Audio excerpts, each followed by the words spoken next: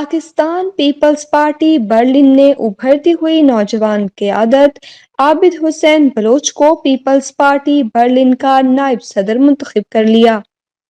انہوں نے 5 سال کے قلیل عرصے میں جرمنی میں عملی سیاست کا آغاز کیا اور یوتھ ونگ برلن کے صدر منتخب ہوئے۔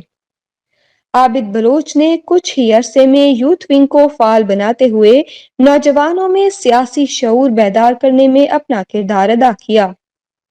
عابد بلوچ سیاسی کارکن ہونے کے ساتھ ساتھ ایک سوشل ایکٹیوسٹ بھی ہیں۔ پاکستان خصوصاً سندھ اور بلوچستان کے طلباء اور سیاسی رہنماؤں کے لیے مشعل راہ کا کردار ادا کر رہے ہیں۔